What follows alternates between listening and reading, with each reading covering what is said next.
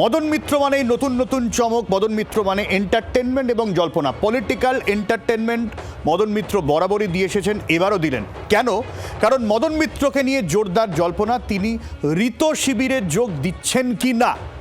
ইতিমধ্যেই বিধানসভায় তিনি চলে গেছেন। আচ্ছা, ঋতব্রতর ঘরে মদন মিত্র এই মুহূর্তে, সরাসরি সেই ছবি এক্সক্লুসিভ জি 24 ঘন্টায়।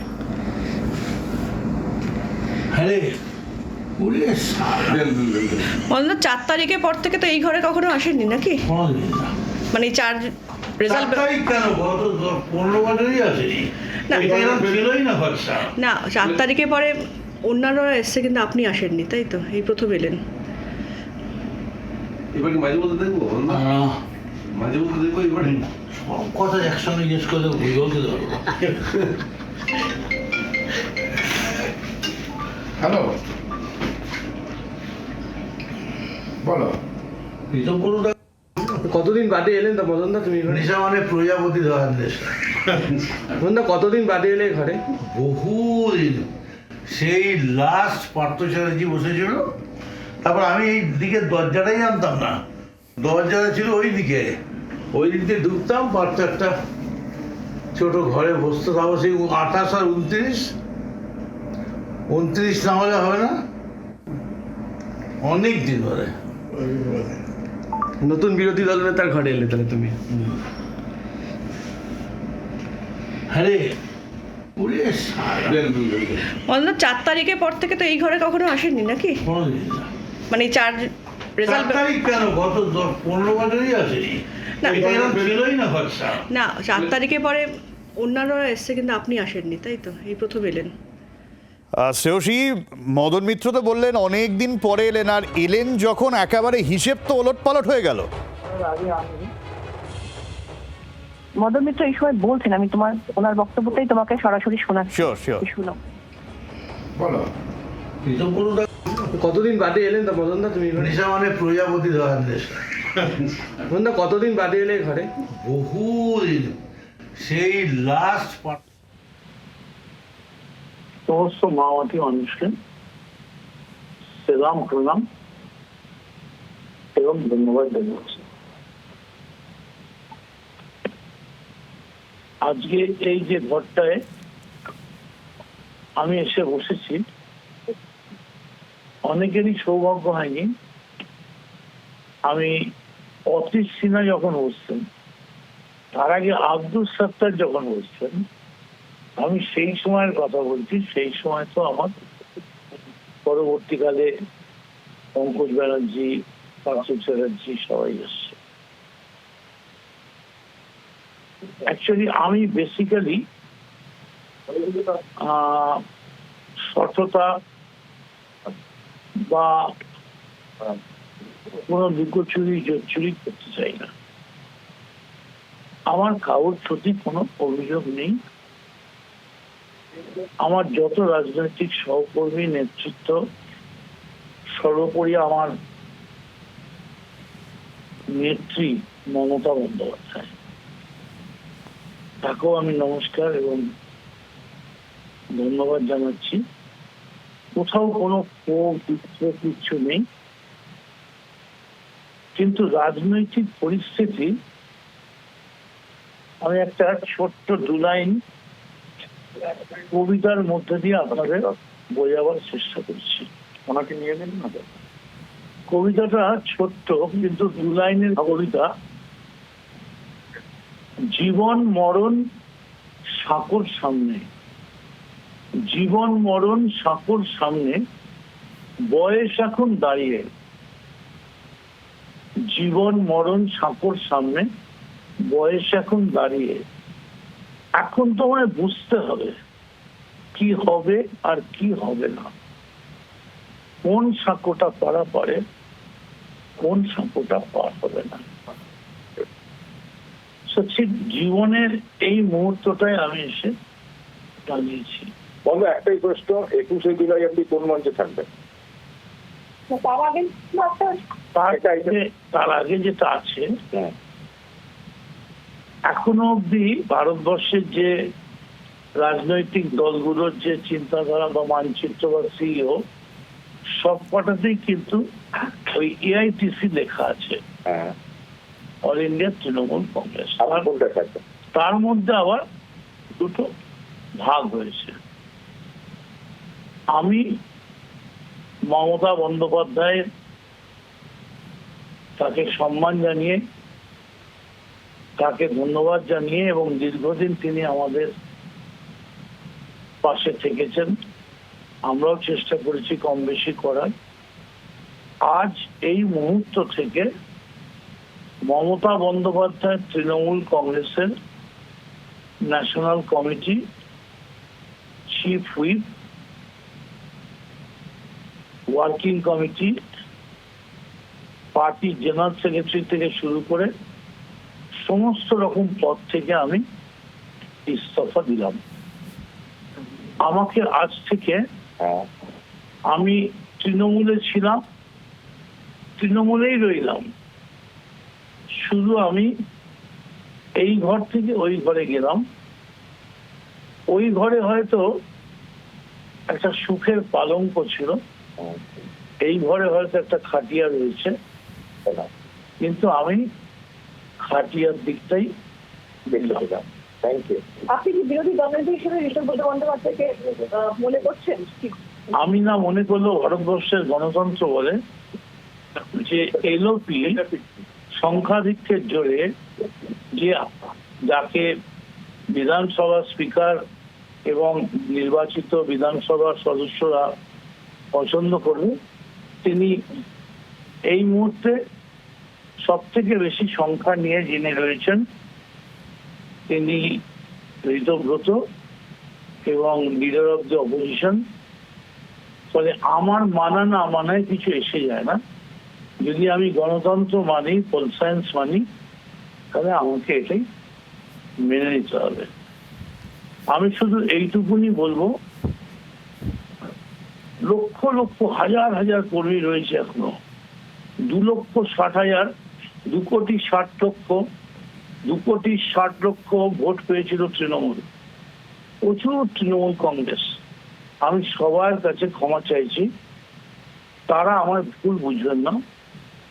আমার মনে হয়েছে যে এই যে বাঁকটা, এই বাঁকটা ক্রস করতে গেলে যে ড্রাইভারের প্রয়োজন সেই ড্রাইভার এই মুহূর্তে স্টিয়ারিং এ নেই। আমি চেষ্টা করব আমার আপ্রাণ শক্তি দিয়ে তৃণমূল কংগ্রেসের ছেলেদের পাশে দাঁড়াবার, এবং বিরোধী রাজনৈতিক শক্তি, রুলিং পার্টি, তারা যেভাবে বিধানসভায় বা সারা রাজ্যে বিরোধিতার পথটা বন্ধ করে দিচ্ছে, তার বিরুদ্ধে লড়াই করার জন্য আমি নিশ্চয়ই আমাদের লিডার অফ দি অপোজিশন এবং আমার প্রচুর সহকর্মী, আমরা অনেক বহুদিন ধরে সবাই ঘনিষ্ঠ, আমরা এখানে আমি দেখতে পাচ্ছি, সকলের সঙ্গে কাজ করব। আর আরেকটা কথা বলে রাখা ভালো, কেউ যেন আমাকে এটা না মনে করেন যে আমি কোনো ভয় বা কোনো কিছুতে আজকে এখানে এসেছি। তার কারণ এর আগেও আমি প্রায় 2 বছর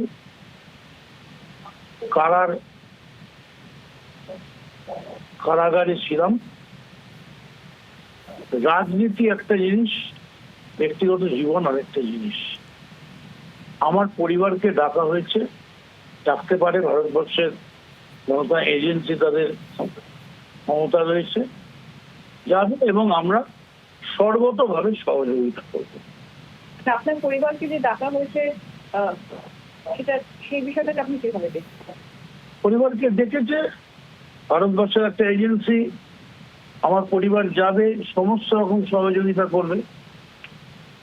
তার সঙ্গে আজকের এই যোগ দেওয়াটা নয়, আজকের এই যোগ দেওয়াটা মানে 1.1 হলো স্পিডটা যদি বাড়ে সেই চেষ্টা করা।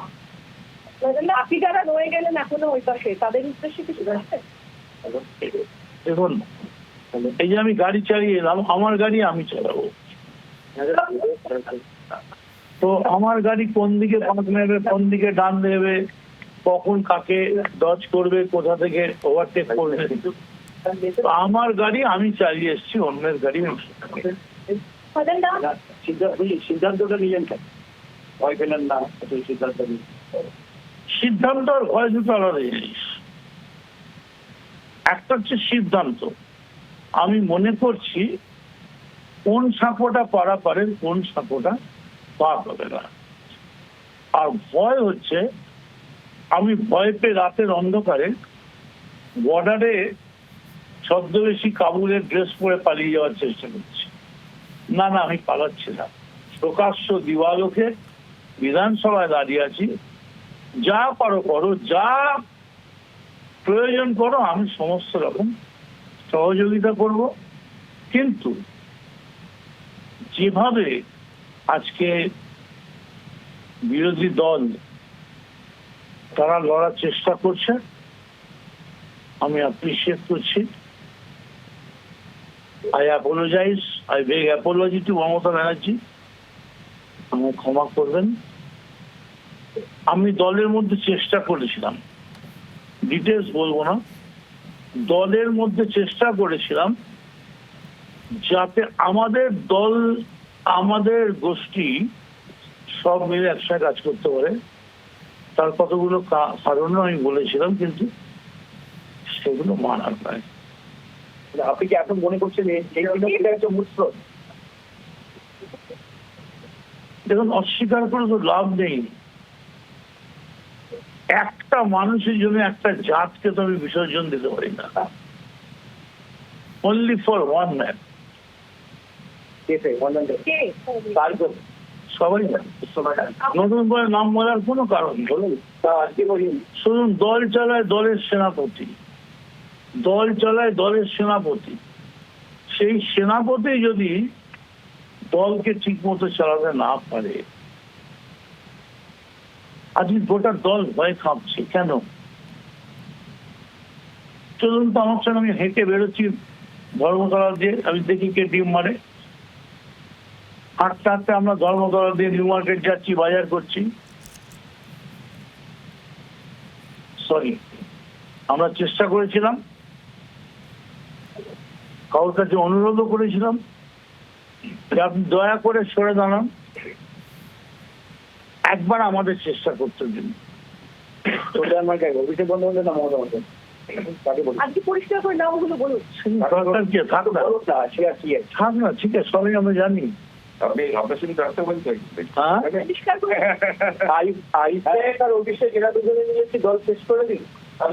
দেখুন, আইপ্যাক ব্যাপারটা খুব গোলমেলে। আইপ্যাকটা আদৌ কি? আইপ্যাক খায় না মাথায় দেয়, এটা খুবই মুশকিল বা ঠিক মতো বলা। তবে এই দলকে এই মুহূর্তে টেনে তোলার জন্য একটা মহাবলী,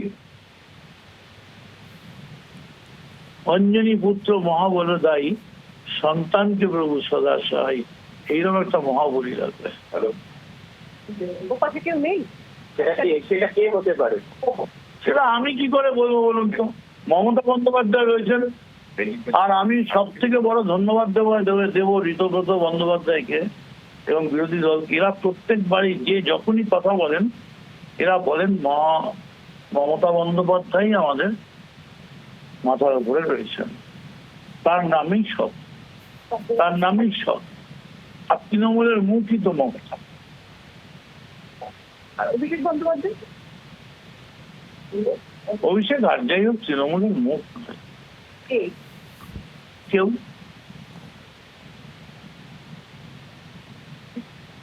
কেউ না কেউ তো বটেই। मदन नाम मुझे हिंदी में चाहिए। এই তো মুশকিল হয়ে গেল। इतना बड़ा मुश्किल कुछ नहीं है। এটা কমপ্লিট করে দাও না, এবার বাংলাটা পরে বলছি।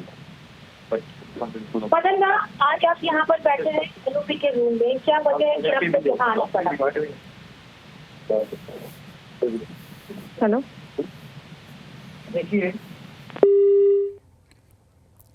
আচ্ছা, আমরা মদন মিত্রের বক্তব্য শুনছিলাম। ঋতব্রতর ঘরে মদন মিত্র বসেছিলেন, সেই সময় আমাদের প্রতিনিধি শ্রেয়সী ছিলেন। শ্রেয়সী সরাসরি ফোনটা মদন মিত্রের দিকে দিয়ে দেন এবং মদন মিত্রের বক্তব্য আমরা শুনলাম। বাংলার আওয়াজ, বাঙালির আবেগ, জি 24 ঘন্টা।